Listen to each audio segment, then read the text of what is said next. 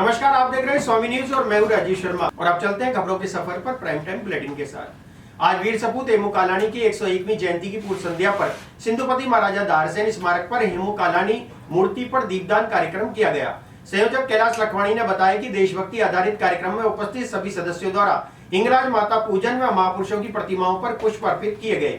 इस मौके पर सभी ने हेमू कालानी के बलिदान को याद करते हुए उन्हें नमन किया। वीर सपूतों के बलिदान से ही हम देश में स्वतंत्र होकर रह रहे हैं और आज भारत देश विकसित देशों में अग्रणी है।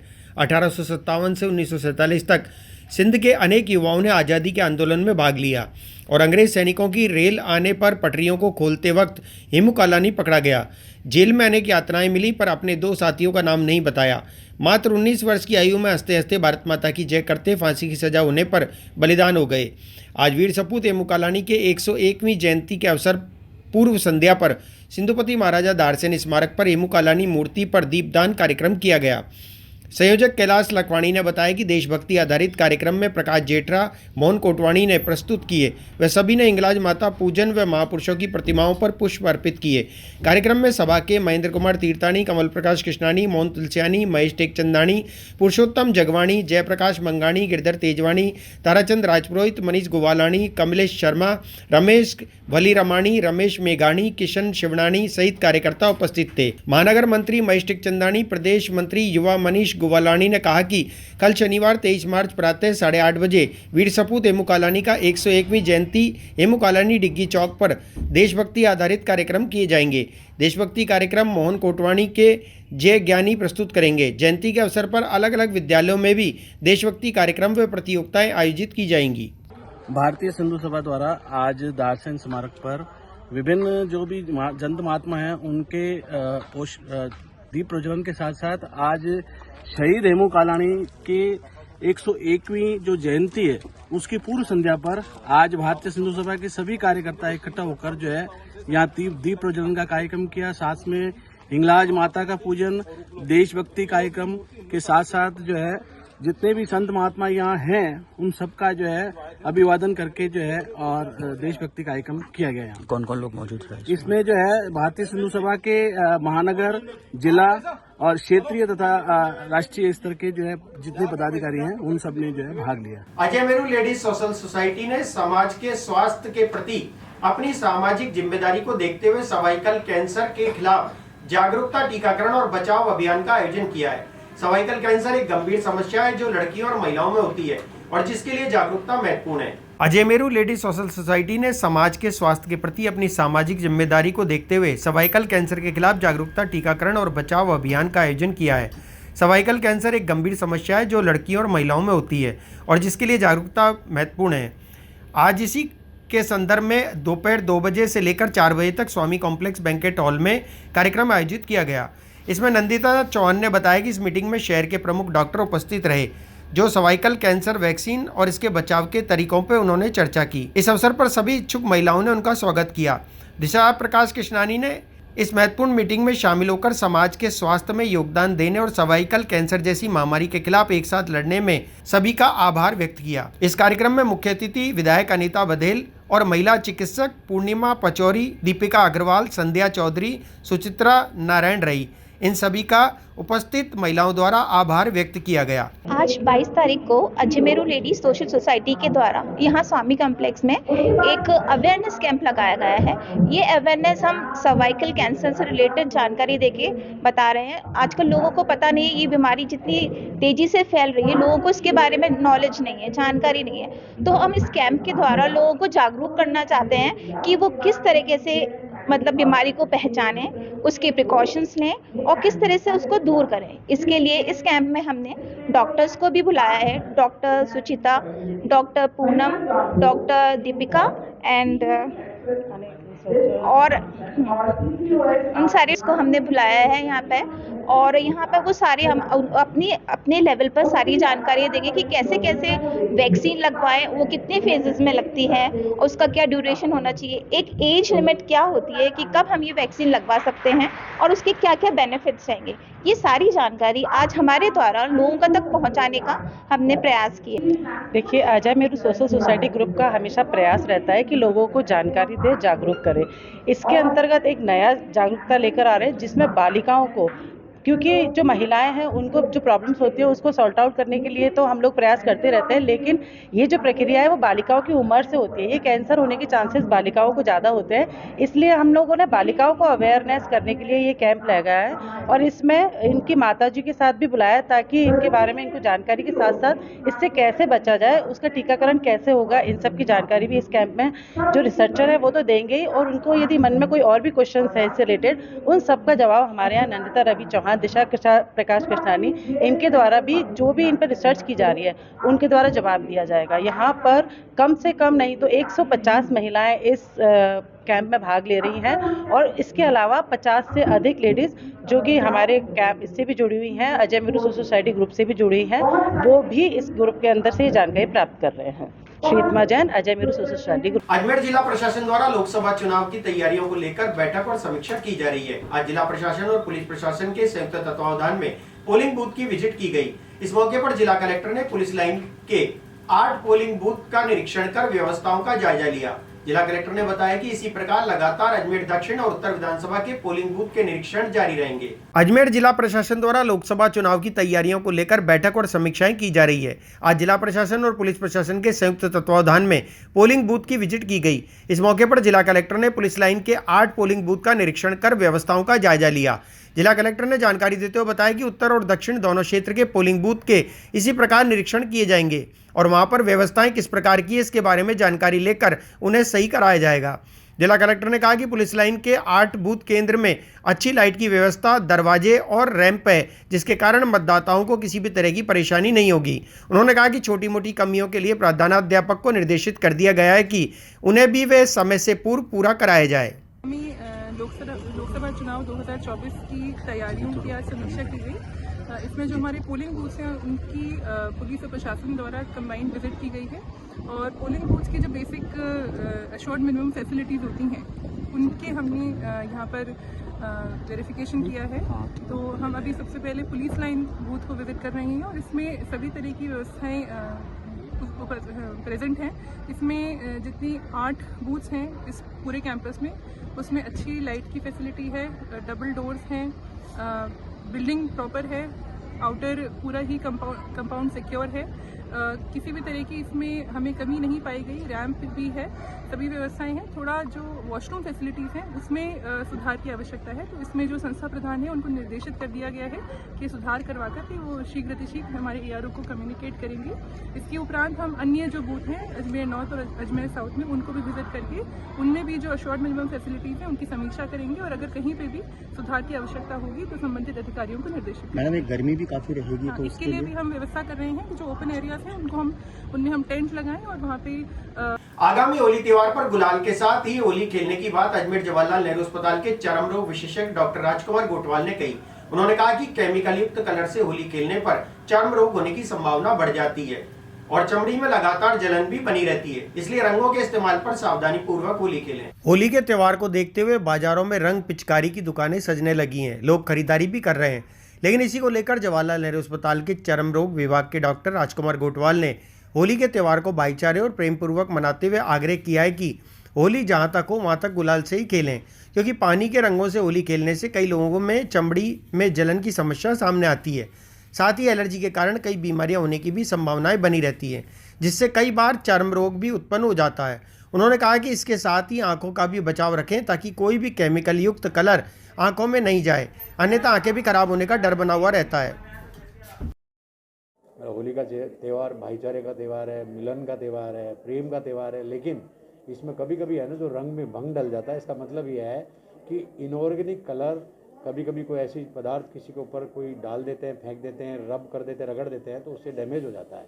खासकर सबसे इम्पोर्टेंट जो अंग है वो चेहरे का आँखें हैं, तो आँखों में कोई चीज़ नहीं जानी चाहिए और ऐसी जो हानिकारक जो चीज़ों से बनी हुई इनऑर्गेनिक जो केमिकलों से बने हुए कलर से होली ना खेलें और जो ऑर्गेनिक जो फूल पत्तों से बने हुए कलर से खेल सकते हैं। लेकिन कभी एक्सीडेंटली ऐसा पता ना चले कि कलर कौन सा आ गया है तो तुरंत उसको साफ पानी के छींटे दे के धोएं, रगड़े नहीं। और इमरजेंसी में क्योंकि हमारे जो प्रिंसिपल सर और सुप्रिटेंडेंट सर है ना वो ड्यूटी लगाते हैं, तो आँख वाले डॉक्टर और स्किन के वहाँ मौजूद रहेंगे, उनको तुरंत दिखा दें और डैमेज ना हो।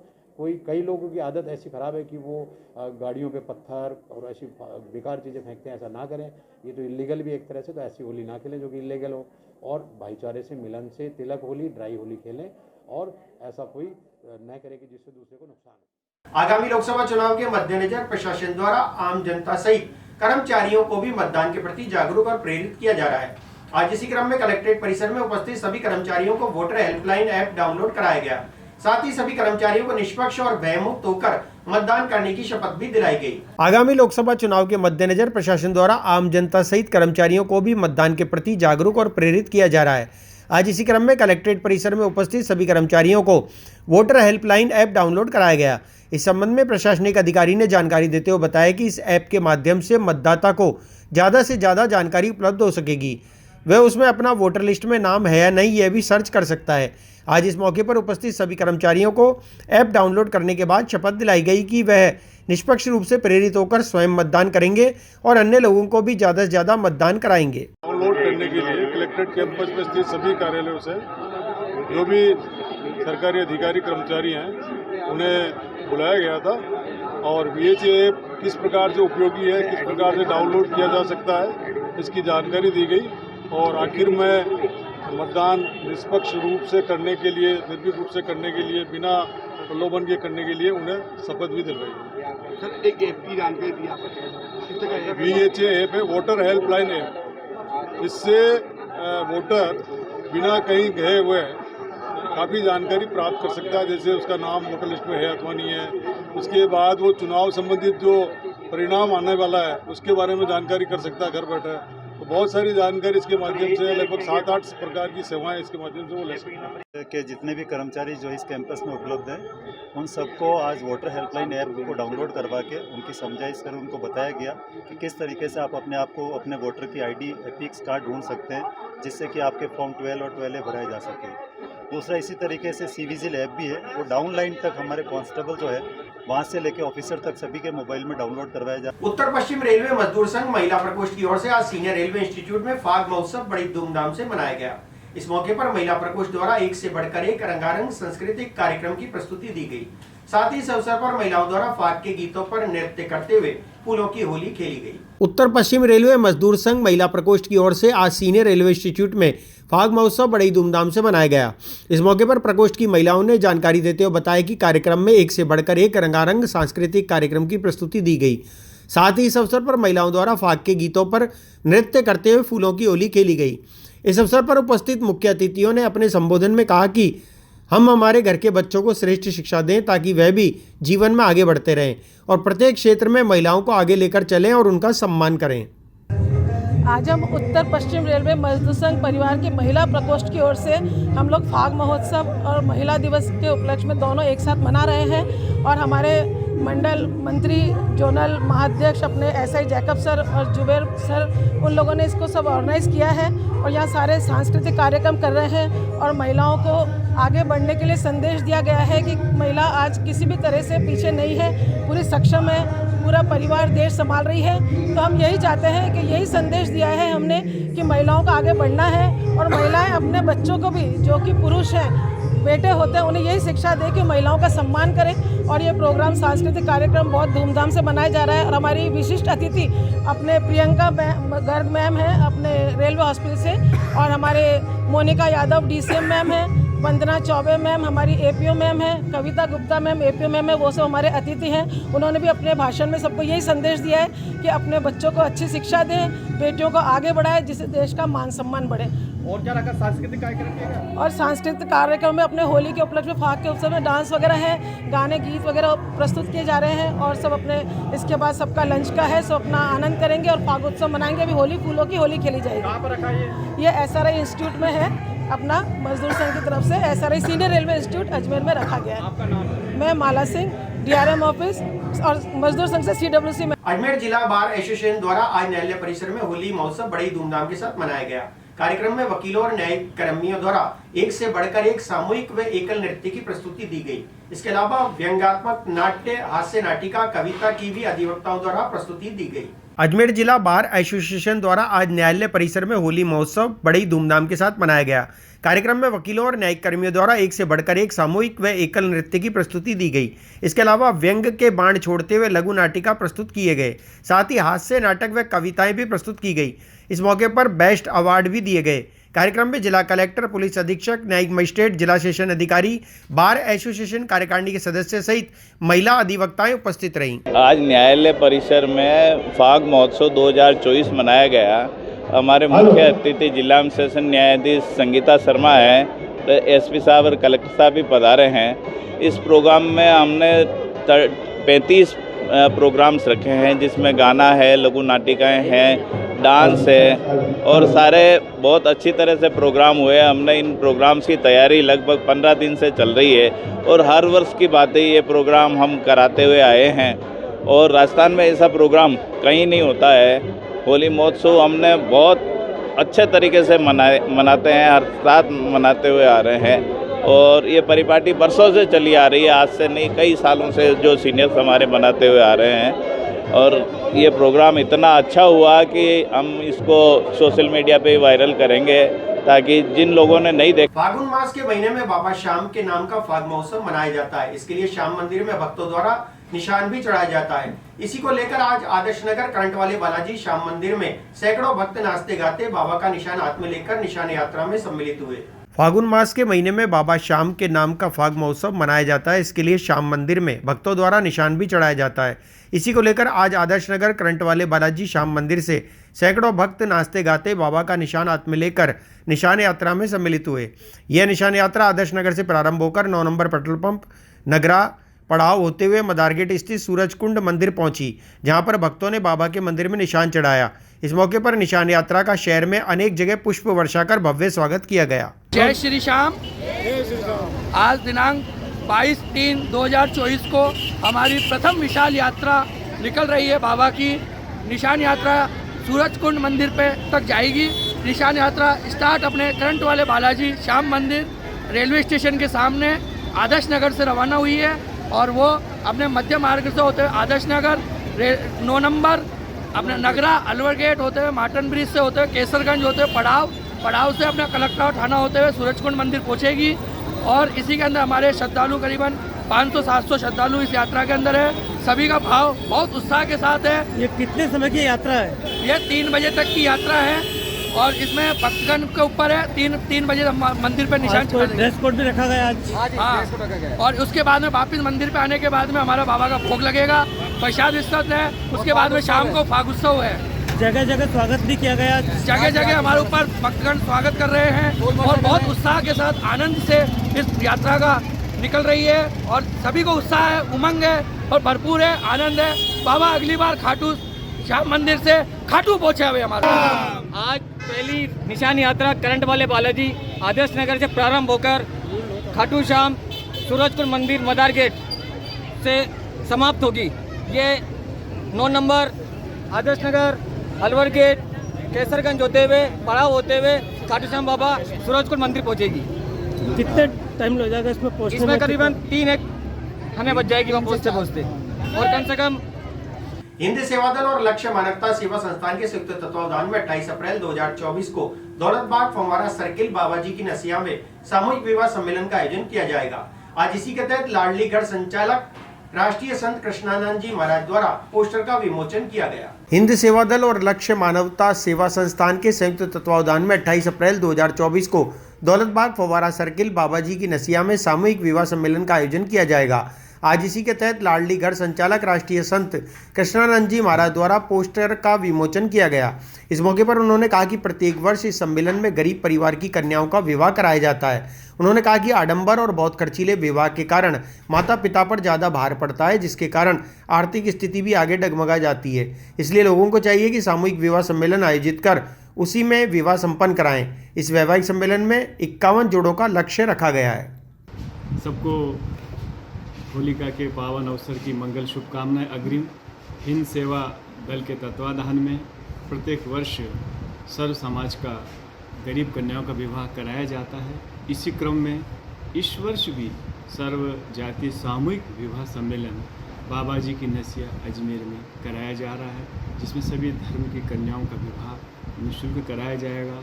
हम आग्रह करते हैं उन सभी से इस विवाह के अंदर सम्मिलित होने का। उन बच्चियों के अभिभावकों को भी हम यही कहना चाहते हैं वो भी इससे जुड़ें।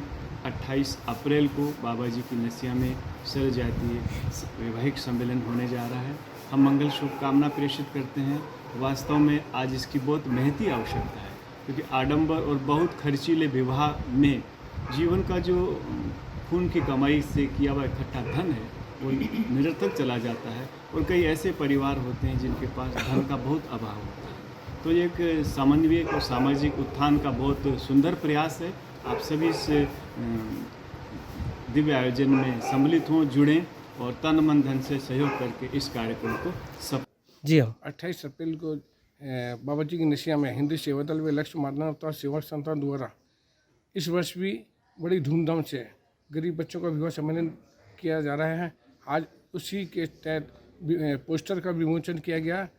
हिंदी सेवा दल सदैव राजस्थान लोक सेवा आयोग की हिंदी लेक्चरर भर्ती परीक्षा 2022 में हुए फर्जीवाड़े को लेकर पूर्व में 2 युवतियों को गिरफ्तार किया जा चुका है। आज एसओजी द्वारा इसी मामले से जुड़े 2 अन्य आरोपियों को गिरफ्तार किया गया। आज दोनों आरोपियों को न्यायालय में पेश कर 6 दिन का रिमांड प्राप्त किया गया। राजस्थान लोक सेवा आयोग की हिंदी लेक्चरर भर्ती परीक्षा 2022 में हुए फर्जीवाड़े को लेकर नित्य नए खुलासे सामने आ रहे हैं। इस परीक्षा में फर्जी डिग्री लगाकर मेरिट हासिल करने वाली 2 युवतियों को गिरफ्तार कर एसओजी द्वारा लगातार पूछताछ की जा रही है। इसी मामले में एसओजी द्वारा 2 अन्य व्यक्तियों को गिरफ्तार किया गया है, जिनमें दलपत सिंह और डॉक्टर सुरेश बिश्नोई को युवतियों को फर्जी डिग्री उपलब्ध कराने के आरोप में गिरफ्तार किया गया। आज दोनों आरोपियों को न्यायालय में पेश किया गया, जहां से उन्हें 6 दिन के रिमांड पर भेजा गया। 2 अभियुक्तों को आज और गिरफ्तार किया गया है और उनको यहाँ पर न्यायालय में रिमांड के लिए पेश किया गया। 27 तारीख तक वो रिमांड पे है। इनका अग्रिम अनुसंधान किया जाए। दोनों का नाम दलपत सिंह है, एक का व्यक्ति का नाम जो मुलजिमा कमला का भाई है। दूसरा अभियुक्त है वो डॉक्टर सुरेश बिश्नोई है, जो ब्रह्मा करके जिसको हमने अरेस्ट किया था उसका ब्रदर है। इन दोनों की भूमिका और भागीदारिता के बीच में अनुसंधान किया जा रहा है। वो उसके बारे में तथ्य नहीं बता पाएंगे अभी आपको। रिमांड 27 तारीख तक है। क्या कोई गहनता से इससे पड़ताल इस संबंध में अनुसंधान किया जाएगा। जो भी तथ्य आएंगे उस संबंध में न्यायालय को निवेदन किया जाएगा। सिविल लाइन्स थाने पे एक दो एफआईआर दर्ज हुई। एफआईआर नंबर 100 और 101।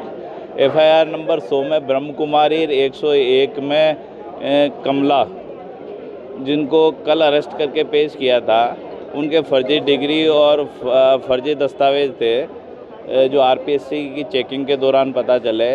तो वो फर्जी डिग्री, फर्जी दस्तावेज कैसे बनाए एजुकेशन से, तो उनके भाई को भी अरेस्ट किया है। दोनों लड़कियों के भाई को अरेस्ट किया और दोनों लड़कियों के भाई को आज एक सुरेश को और एक शिवदत्त है, क्या नाम है, उनको पेश किया। तो पुलिस ने 6 दिन का रिमांड मांगा है और न्यायालय ने 6 दिन का रिमांड दिया है ताकि पता चले कि ये दस्तावेज कहाँ से बने और वास्तव में ये मेवाड़ यूनिवर्सिटी के फर्जी दस्तावेज जो है इन्होंने यहाँ लाके पेश किए। चित्तौड़ में है मेवाड़ यूनिवर्सिटी। महर्षि दयानंद सरस्वती विश्वविद्यालय के वनस्पति विज्ञान विभाग एवं सूक्ष्म जीव विज्ञान विभाग के संयुक्त तत्वावधान में स्पिरुलिना और एजोला इकाई का कुलपति प्रोफेसर अनिल कुमार शुक्ला द्वारा फीता काटकर शुभारंभ किया गया। महर्षि दयानंद सरस्वती विश्वविद्यालय के वनस्पति विज्ञान विभाग एवं सूक्ष्म जीव विज्ञान विभाग के संयुक्त तत्वावधान में स्पिरुलिना और एजोला इकाई का कुलपति प्रोफेसर अनिल कुमार शुक्ला द्वारा फीता काटकर शुभारंभ किया गया। इस इकाई को सूक्ष्म विज्ञान विभाग के सामने जालीदार कक्ष में स्थापित किया गया, जिसमें दोनों ही विभाग के छात्र व छात्राएं संयुक्त रूप से कार्य करेंगे और इकाई के उत्पाद को बढ़ाने का प्रयास भी करेंगे। यह इकाई फार्मेसी विभाग के विद्यार्थियों को भी प्रायोगिक कक्षाओं हेतु उपलब्ध रहेगी। इकाई के उद्घाटन के पश्चात कुलपति ने अपने उद्बोधन में कहा कि विश्वविद्यालय के लिए इस प्रकार का संयुक्त कार्य विश्वविद्यालय के लिए गरिमा का विषय है और यह गरिमा विश्वविद्यालय को एक विशेष दर्जा प्रदान कराती है। उन्होंने इस उत्पाद को बढ़ावा देने के लिए समाज के एवं गांव के लोगों को प्रशिक्षित करने के लिए भी विस्तृत योजना प्रस्तावित करने के लिए प्रोफेसर अरविंद पारिक को कहा। आज बॉटनी और माइक्रोबायोलॉजी डिपार्टमेंट ने मिलकर स्पाइरुलिना और एजोला, ये 2 एल्गी के कल्टीवेशन यूनिट का उत्पादन की तकनीक को डेमोन्स्ट्रेट करने के लिए यहाँ शुरुआत की है महर्षि दयानंद सरस्वती विश्वविद्यालय में। स्पाइरुलिना प्रोटीन का रिचेस्ट सोर्स है, सब सुपर फूड कहा जाता है। यहाँ तक कि अंतरिक्ष में जाने वाले अंतरिक्ष यात्री भी इसे लेकर जाते हैं, क्योंकि कम वजन के अंदर पूरा के पूरा न्यूट्रिशन साथ में चला गया। और जो एजोला है वो पशुओं के खाने के लिए और खेतों की उत्पादकता बढ़ाने के लिए काम आता है। तो इन दोनों की कल्टीवेशन टेक्निक हमारे पास पहले से थी, लेकिन संस्थानिक सामाजिक दायित्वों के निर्वहन के चलते आसपास के ग्रामीण इलाके के लोगों को ये तकनीक को देना या यहाँ उत्पादन करके स्पाइरुलिना एजोला को वितरण करने के हिसाब से ये दोनों ये कल्टीवेशन यूनिट आज शुरू की गई है, जिनका उद्घाटन माननीय कुलपति महोदय ने किया और हम 20-25 दिन में आगामी इसमें सक्षम होंगे कि इसके उत्पादन पर न केवल प्रशिक्षण देना प्रारंभ कर देंगे, बल्कि जिनको आवश्यकता होगी वो हमसे एजोला और स्पाइरुलिना ले भी जा सके। कहाँ पर किया गया इसका उद्घाटन? माइक्रोबायोलॉजी डिपार्टमेंट के सामने एक केस पहले से बना हुआ था, वहाँ हमने शुरुआत की है और माइक्रोबायोलॉजी डिपार्टमेंट के पीछे की तरफ एजोला का प्रोडक्शन चलता है। नेशनल एजुकेशन पॉलिसी अगर आप देखिए तो वहाँ भी कहना है कि लैब का लैंड से संबंध होना चाहिए। जब तक चीज़ें खाली लैब तक हैं तब तक आप बहुत अच्छा नहीं कर रहे हैं। There should be an association between the products which are taking place in the lab, they should be directly related to the lab. और जब आप अपने यहाँ से आज कैप्सूल आपने बनाए हैं और बना करके जो गांव के लोग रहते हैं उनको देंगे, या भटनागर साहब के प्रोडक्ट जानवरों को खिलाए जाएंगे जो उनके लिए बादाम जैसा काम करेंगे, तो निश्चित रूप से नेशनल एजुकेशन पॉलिसी ने जो सपना देखा है वो सफल होगा। हमारा स्ट्रेस होता था कि हम जब सिलेबस बनाते थे तो कोशिश करते थे कि कुछ छूट नहीं, और नतीजा ये रहा था कि विषय बढ़ते जा रहे थे, विषयों का कंटेंट वो भी बढ़ता है। Science or non-science, we always love listening to you. Your presence has indeed added immense value and significance to the unit that you have inaugurated. फिलहाल इस बुलेटिन में इतना ही। मुझे दीजिए इजाजत। देखते रहिए स्वामी न्यूज। जय हिंद, जय भारत।